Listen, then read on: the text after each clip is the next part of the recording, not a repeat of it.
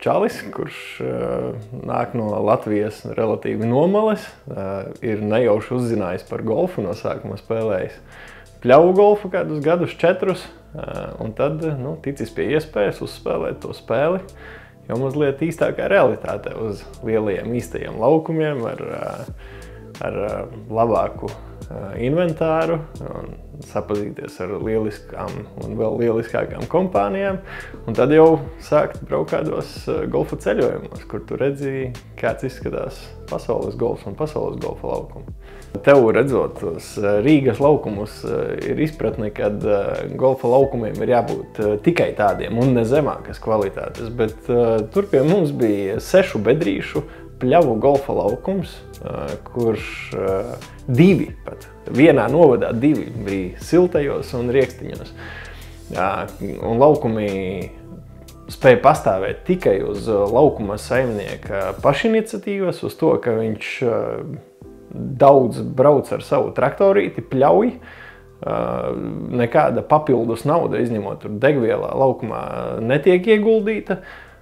Un tas ir īsts pļauju golfa laukums ar zemi pļautu zāli.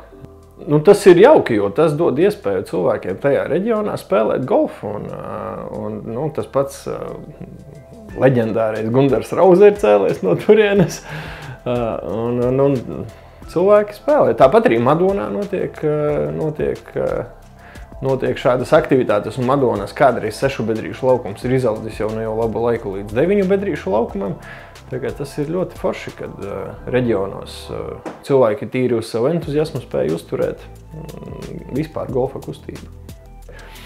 Un tā ir tā lielā ilūzija, kamēr tev tas handikaps krīt no 30 uz 20. Un pēc tam, ka jau tu tiec kaut kur pie zem 20 un tu sāc jau iestrēgt, un tad tu saproti, ka tas single handikaps nav nemaz tik vienkāršs, un nerunāsim nemaz par tur tuvu skrečam, kas ir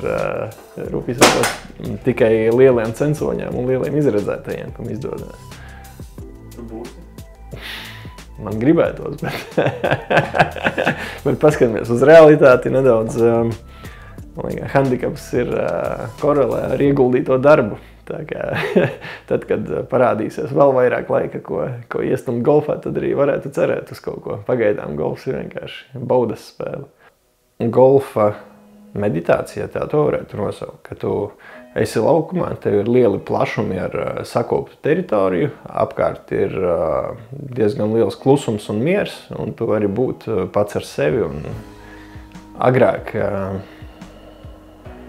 dzīvē bija pietiekami vētrains posms, kuru dzīve manī pietiekami izšūpoja dažādās nozīmēs.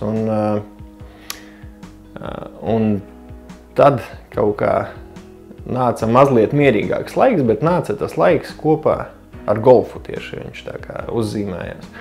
Un tad varbūt arī tāpēc man tas golfs ir pielipis kā meditācija, jo es tajā golfā varēju daudz un dikti staigāt, vienkārši būt ar sevi, kārtot savus bērniņus un atgūties atpakaļ kā cilvēks, kā sajusties kā mierīgs. Sapņi būtu, piemēram, nospēlēt kādu laukumu parā, nostabilizēties single handicapā, lai kāds viņš arī tur būtu, kaut vai 9, un tad tur cerēt. Varbūt kādreiz tur dzīvē tikt zem handicapa 3, tas būtu no izejošajām šī brīža pozīcijām, tāds jau sapnis.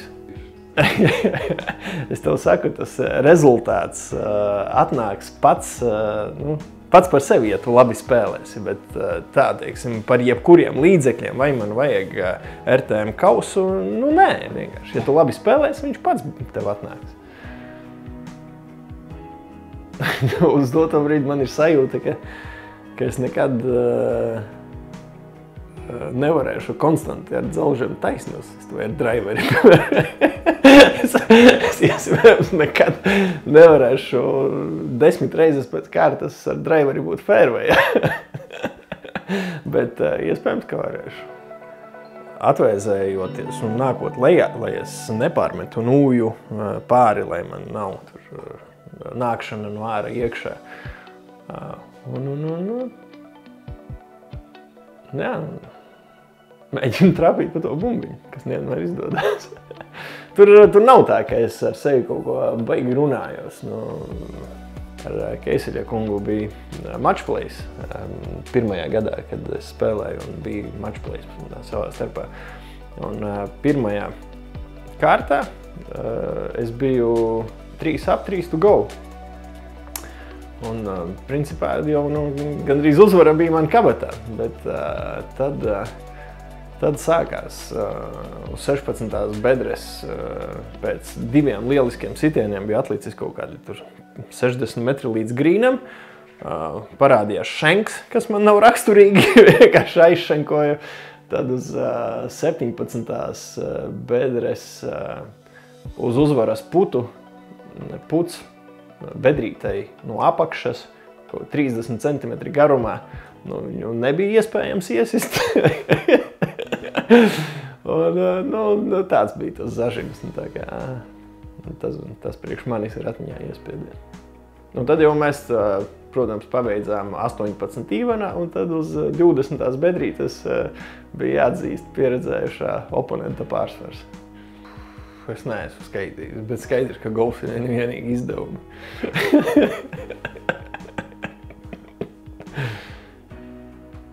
Nē, būtu stulbi, kā? Es, protams, ka neviens no mums galvā nepieļauj to domu, ka tūlīt tas golfs beigsies. Un tāpēc mums visiem ir sirdī miers un mēs varam spēlēt. Bet, protams, ka būtu stulbi, jo jebkad, kad tev jādara dzīvē kaut kas nērts, ko tu negribi, piemēram, jābeidz spēlēt golfs, tu esi neapmierināts. Un tev kādu brīdi ir slikta sajūta par to. Kad tu uzvarēsi ar tēmu? Varbūt jau šogad.